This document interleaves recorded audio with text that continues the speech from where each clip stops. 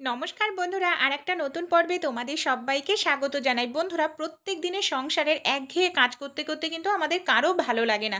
সেই একঘেয়ে কাজগুলোকেই আমরা যদি একটু বুদ্ধি খাটিয়ে করতে পারি, কাজগুলো যেরকম সহজ হয়ে যাবে বন্ধুরা, সেই সঙ্গে কিন্তু আমরা কিছুটা হলেও নিজেদের জন্য সময় বের করতে পারবো। এমনই কিছু ছোট ছোট কিচেন টিপস আমি তোমাদের সঙ্গে শেয়ার করব। চলো তাহলে বন্ধুরা টিপসগুলি দেখে নিই। প্রথমেই যে টিপসটি শেয়ার করছি বন্ধুরা, এখানে দেখো আমি নিয়েছি পুরনো একটি নাইটি, যে নাইটি আমি ব্যবহার করতাম না। সবার প্রথমে নাইটিটাকে উল্টো করে নিয়েছি। তারপর বন্ধুরা, নাইটিটার যে গলা আছে, গলার এই দিকটায় দেখো এরকম একটি রাবার দিয়ে আমি খুব ভালো করে টাইট করে গলাটাকে এইভাবে আটকে নিচ্ছি। এবার বন্ধুরা, নাইটিটাকে আমি সোজা করে নেব।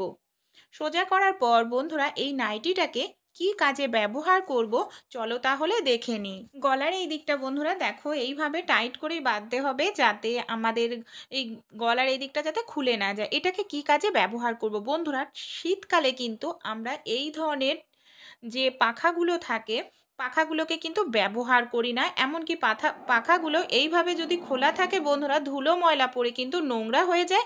আমাদের আবার কিছুটা সময় খাটাখাটনি করে পাখাগুলোকে পরিষ্কার করতে লাগে।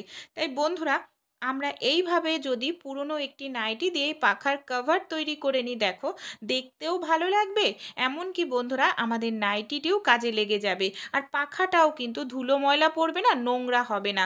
দেখো এইভাবে পেছন দিক দিয়ে বন্ধুরা নাইটিটাকে আমি গুটিয়ে নেব।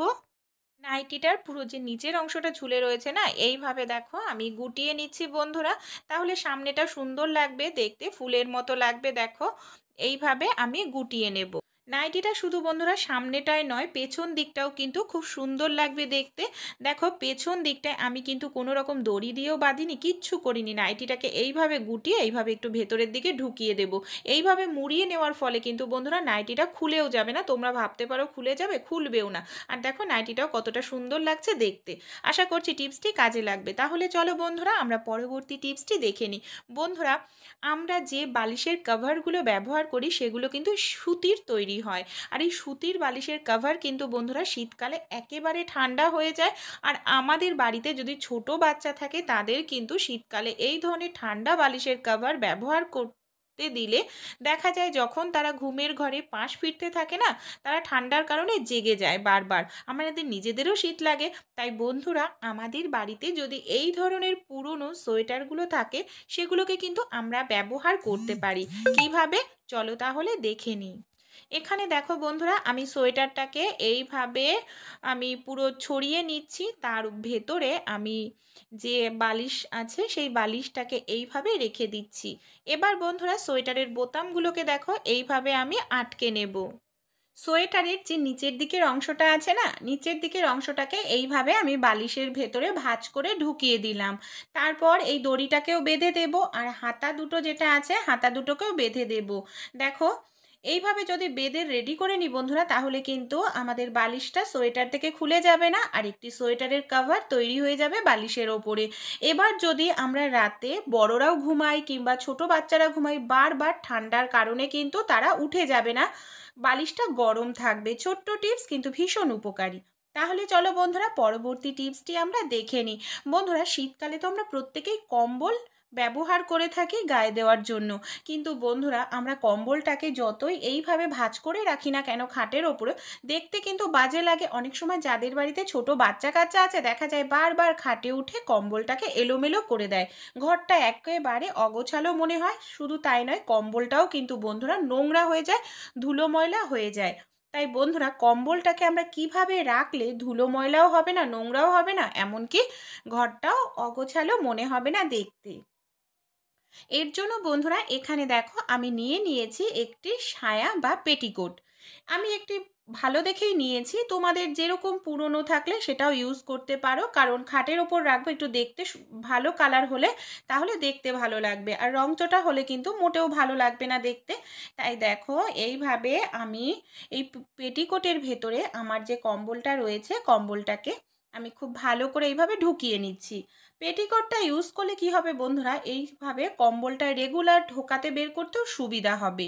এবার বন্ধুরা দেখো, আমি যেহেতু লাল কালারের পেটিকোট নিয়েছি, তাই আমি এখানে দুটো লাল কালারের গার্ডার নিয়েছি। এবার আমি দেখো এইভাবে গুছিয়ে নিচ্ছি, যেরকম আমরা শাড়ির কুচি করি না, সেইভাবে গুছিয়ে নিয়ে এইখানে আমি একটি গার্ডার আটকে দেব। তাহলে অনেকটা ফুলের মতো দেখতে হয়ে থাকবে বন্ধুরা। দেখো এইভাবে আমি গার্ডারটা ধরে টাইট করে আটকে দিচ্ছি, দেখতেও ভালো লাগবে। ঠিক এই সাইডে বন্ধুরা আমি যেভাবে পেটিকোটটাকে দেখো গার্ডারটা টাইট করে আটকে নিলাম, ঠিক অপর সাইডে বন্ধুরা যে সাইডে আমাদের দড়ি থাকে সেই সাইডেও একইভাবে কম্বলটাকে একটু চেপে নিতে হবে, তাহলে কিন্তু ভাঁজটা ভালো থাকবে। একইভাবে আবার একটি গার্ডার দিয়ে এখানেও গার্ডার দিয়ে আমি আটকে দেব।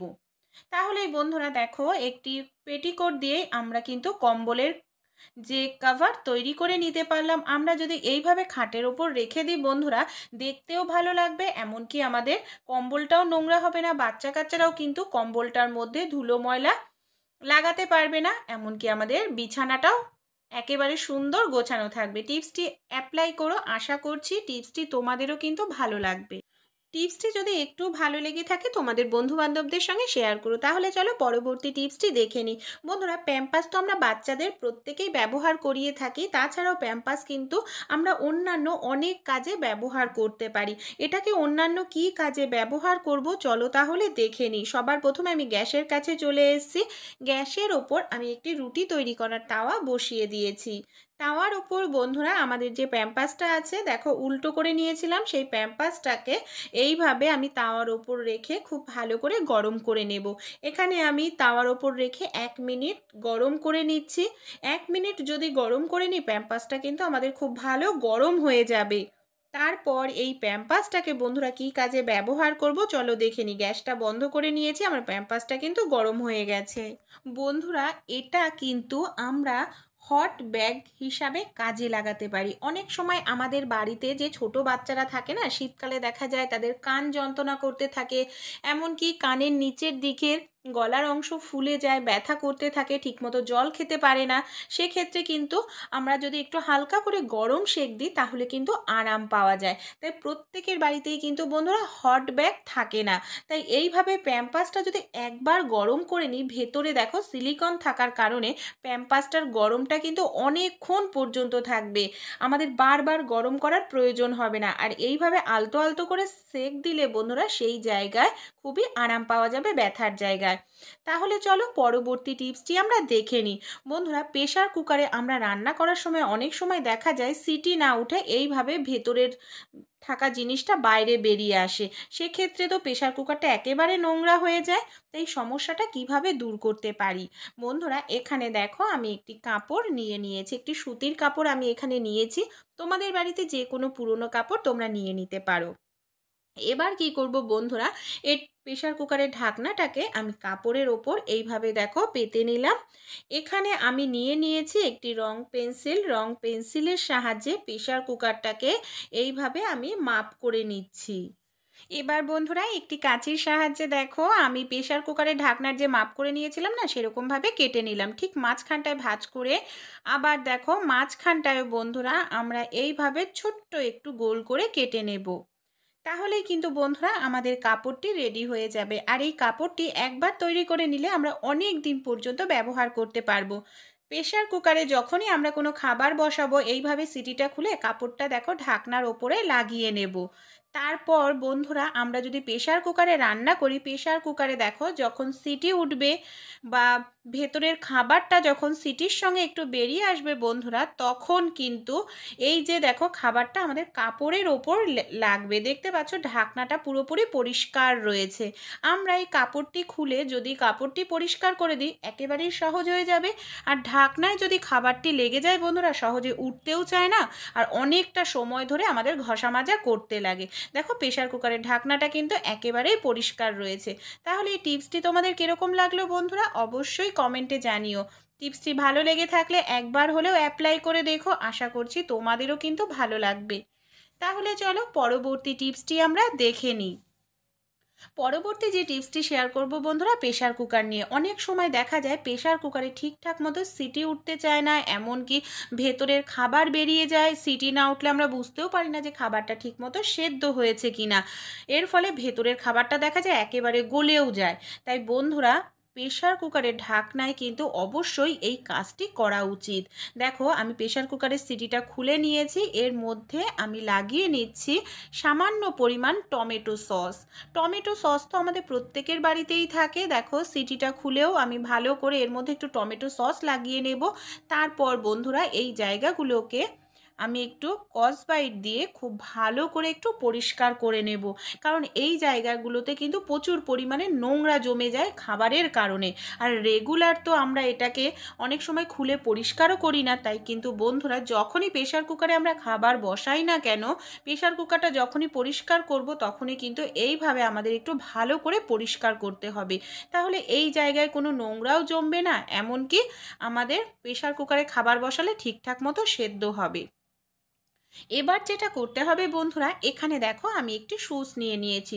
সুচের সাহায্যে সিটির যে ছোট ছোট ছিদ্র থাকে না, দেখো ছিদ্রগুলোর মধ্যে এইভাবে আমি সুচটাকে ঢুকিয়ে দিচ্ছি। তাহলে ভেতরে যদি কোনো খাবার আটকে থাকে বন্ধুরা, খাবারটা কিন্তু খুব সহজেই বের হয়ে যাবে, এমনকি আমাদের সিটি উঠতে কোনো রকম অসুবিধা হবে না। তাই অবশ্যই তোমরা কিন্তু এইভাবেই প্রেসার কুকারের ঢাকনার যে ছিদ্রগুলো আছে একটু পরিষ্কার করো, দেখবে তোমাদেরও এই সমস্যা আর হচ্ছে না। দেখতে পাচ্ছ কত সহজভাবেই আমরা এই কাজটি করে নিতে পারছি। এবার বন্ধুরা এরকমভাবে তো আমি পরিষ্কার করে নিলাম, কি করে বুঝবো যে ভেতরে খাবার টুকরো আছে কিনা বা ঠিকঠাক পরিষ্কার হলো কিনা? সেটা বোঝার জন্য বন্ধুরা আমরা তো অবশ্যই প্রেসার কুকারের ঢাকনাটাকে জল দিয়ে খুব ভালো করে ধোবো। কিন্তু দেখো এখানে আমি একটি পাত্রের মধ্যে জল নিয়ে নিয়েছি। এখানে আমি এটাকে খুব ভালো করে ধুয়ে নেব। তারপর বন্ধুরা আমি যে একটি পাত্রের মধ্যে জল নিয়ে ঢাকনার মধ্যে এইভাবে ঢালতে থাকব। জলটা যদি এইভাবে ঢালতে থাকি বন্ধুরা, খুব সহজেই সিটির থেকে দেখো আমার জলটা বাইরে বেরিয়ে আসছে। তোমাদের যদি সিটির থেকে জলটা ঠিকমতো বাইরে বেরিয়ে না আসে, তাহলে বুঝবে নোংরা কিন্তু এখনও জমে রয়েছে। কিন্তু আমার এটার মধ্যে কোনো রকম নোংরা জমে নেই, কারণ আমি সুচ দিয়ে খুব ভালো করে পরিষ্কার করে নিয়েছি আর জলটা খুব সহজেই বেরিয়ে যাচ্ছে। এইভাবে ছোট ছোট টিপস যদি আমরা অ্যাপ্লাই করি বন্ধুরা, তাহলে কিন্তু আমাদের প্রত্যেক দিনের কাজগুলো আরও বেশি সহজ হয়ে যাবে। এমনকি আমাদের ঘর বাড়িতে যে জিনিসপত্রগুলো থাকে সেগুলো নষ্ট হওয়ার হাত থেকে আমরা বাঁচাতে পারবো, সংসারের খরচাটাও কমিয়ে ফেলতে পারবো। তাহলে এই টিপসগুলি তোমাদের কীরকম লাগলো বন্ধুরা, অবশ্যই কমেন্ট করে আমাকে জানিও। আর টিপসগুলি যদি একটিও ভালো লেগে থাকে অবশ্যই